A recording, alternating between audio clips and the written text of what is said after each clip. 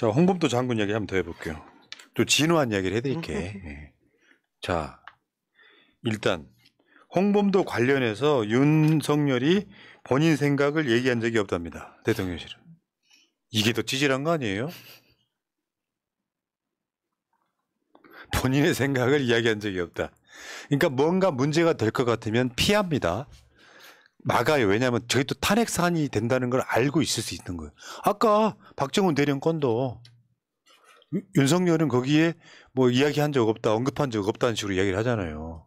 그러니까 이게 법비의 딱 자세인데 양평 고속도로 왜 김건희 로드 나오고 나서도 단 한마디 하지 않잖아요. 장모 구속되고 나서도 단 한마디 하지 않죠.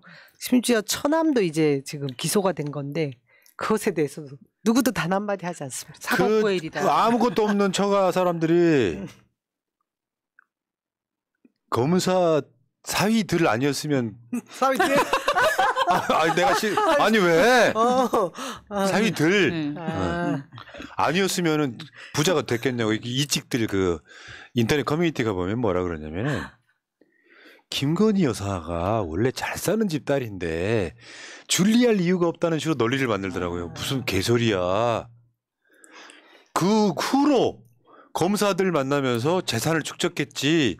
김건희 재산이 아까 말씀드린 것처럼 김건희 재산이 사실상 윤석열 재산이 거의 대부분 김건희 재산이긴 하지만 70억 가까이 모으도록 어떻게 재산을 형성했는지 아직도 밝혀진 게 없어요. 주가 조작인지 협찬금을 모은 건지 부동산 투기인지 아무도 모릅니다. 근데 어찌됐건 본인의 생각을 이야기한 적이 없어. 그러니까 이게 아까 그 법꾸라지들은 그렇게 빠져나갈 그걸 만들고 있긴 합니다만 정황으로도 가능해요. 뭐 박근혜가 최순실한테 뭐뭐뭐 했다는 게 뭐 꼭 드러나야서만 탄핵됐습니까? 그렇죠. 그 행위 자체가 정황상. 대통령의 뜻인 게 드러나는 경우잖아요. 조국이나 이재명 수사할 때는 정황만으로 털잖아요. 근데 여러분 작년에 국가보훈처 지금 보훈부로 바뀌었죠. 보도자료 한번 볼까요? 2022년 7월 11일 윤동주, 장인환, 홍범도, 송몽규 등 직계 후손 없어 호적이 없는 독립유공자 156명 대한민국의 적 부여. 호적 만들어준다는 거예요. 박민식 국가보훈처장은 국가가 끝까지 책임지는 인류 보훈의 상징적 조치, 무호적 독립유공자 가족관계 등록부 창설 추진 등 국가적 예우에 성심을 다할 것이다. 작년에 이랬다고요. 작년에 이랬다고요. 그러니까 나는 이거 일본 개입설 밖에 설명이 안 돼요. 일본과 찰싹 붙어야 되니 일본과 싸운 사람들인 거잖아요. 홍범도는. 그렇죠. 저기 김좌지는 일본과 싸운 사람들은 치워야만 일본한테 예우를 다하는 거죠. 일본의 예우를 다하는 거. 감히 우리 형님하고 싸웠던 사람들 동상을 세워? 이런 느낌 아닙니까? 일본이 빚지고 있는 거 맞습니다. 이게 검찰에 끌려가도 이 주장은 난 편치 않을 거예요. 그렇지 않고는 설명이 안 됩니다.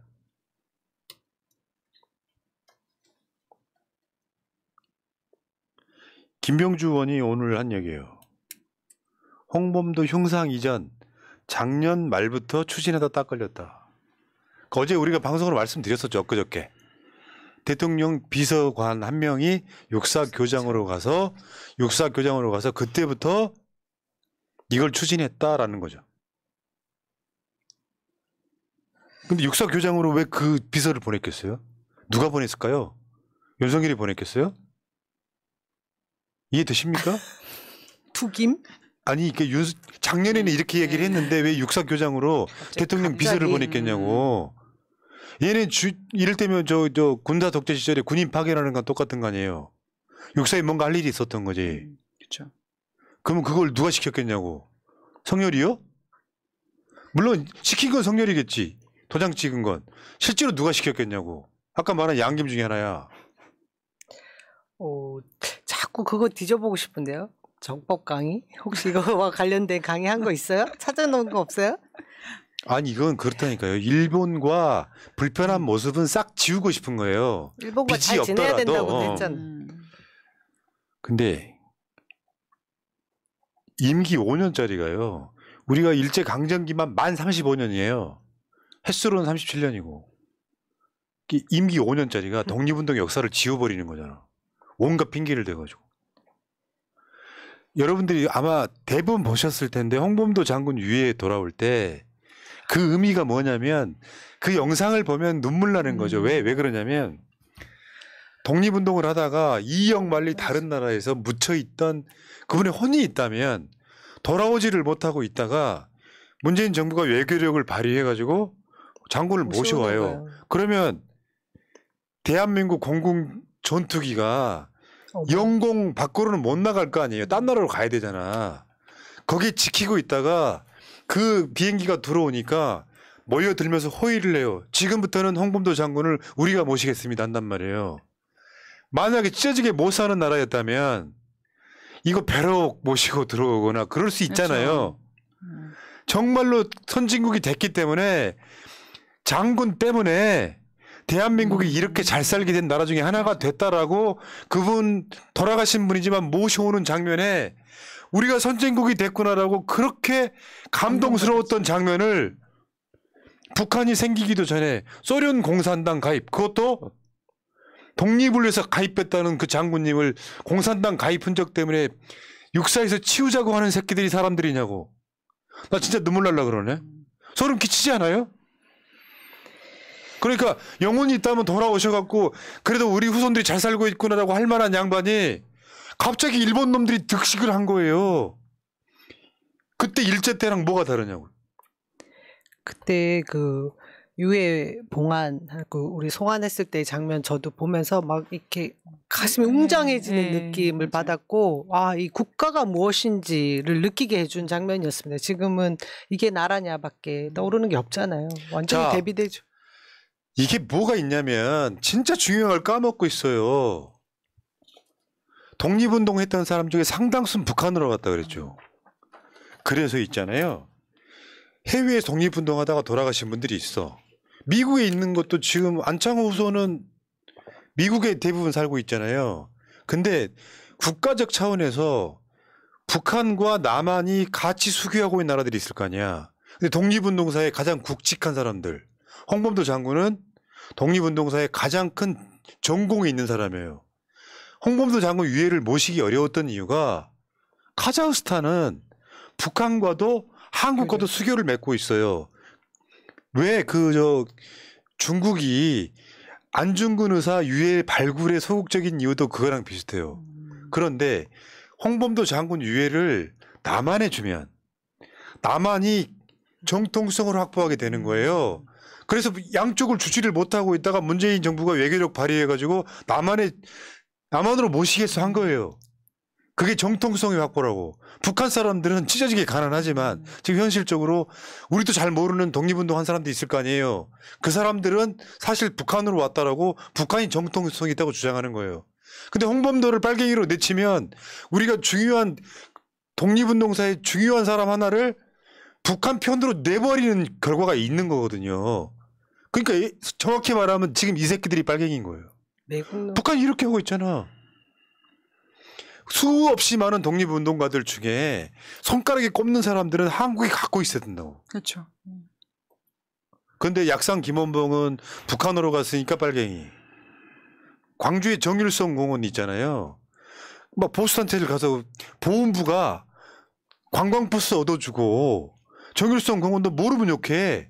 알고 보면 욕할 수가 없어. 그거는 중국 관광객 유치하려고 30년 전부터 한중 수교 이후에 해왔던 작업이야. 이명박도 박근혜도 정부 지원을 했던 작업이야. 빨갱이 기념공원 만든다고 난리를 치잖아요. 미친 나라가 아닌가 싶어요. 이쪽 어르신들도 이때 각성하셔야 되는 게 이 쌍놈이 다른 게 아닙니다. 자기 조상들에 대한 뿌리, 자신의 정체성을 제대로 모르는 인간들이 쌍놈 아닙니까? 호통을 쳐도 뭐할 판에 같이 동조하고 계신 이쪽 어르신들한테. 말하자면 정일성은 그 당시에 손흥민 같은 겁니다. 그래서 중국의 인민 작곡가가 돼서 정일성의 음악을 모르는 중국 사람이 없다고 하니 한국 사람들을 먹여 살린 게 30년 동안 중국 아닙니까? 관광객도 많이 왔잖아요. 근데 내가 알고 있는 정일성 지금 BTS처럼 중국인들 입장에서 보면 한국에 갔더니 그 작곡가의 생가가 있다더라. 그래서 만들게 된 사업이야. 그래서 이명박도 박근혜도 적극적으로 도왔던 거예요. 이거를 무슨 빨갱이라고 해갖고 사실은 호남 고립시키기 작전 아닙니까? 호남 사람들은 지금도 빨갱이로 기념공원 만든다고 이질을 하고 있는 거예요 지금. 다 적으로 만들려고 하죠. 저 화면에 보이는 건 뭐냐면 카자흐스탄이나 이런 데서 이제 사실은 홍범도 장군도 스탈린이 나중에는 강제 이주시켜 버리잖아요.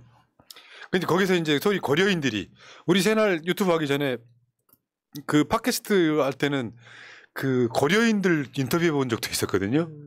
한국말도 되게 좀 서툴러요. 근데 저 지금 마이크 잡고 있는 분이 그 홍범도 장군 밑에 있던 장군의 후손이에요. 그러니까 지금 옆에 있는 우원식호는 홍범도 기념사업회 지금 이사장이잖아요. 어떻게 예우하는지가 그 나라의 그 국격을 말해준다 이런 이야기를 하고 있는 겁니다.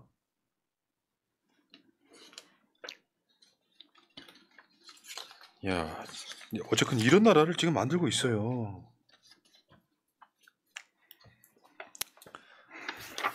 다시 한번 궁금한 거. 윤석열은 일본에 무슨 빚을 졌을까요? 궁금해. 무슨 빚도 무슨 빚이지만 얼마나 많은 빚을 졌을까요라는 생각도 듭니다. 엄청 궁금해요. 무슨 빚을 지게 있기는 해 지금. 그렇지 않고서는 절대 설명이 안 되는 일들이 너무 많으니까 그죠? 거기에 더해서 주술적인 것까지 포함되지 않았나? 내가 봤을 때는 빚진 게 돈일 수도 있어요. 자, 좀 진짜 이해 안 되네요. 근데 자기 책임 피하려고 숨는 어떤 찌질이 이야기였고요. 자, 정규 방송은 여기까지 일단 하고요.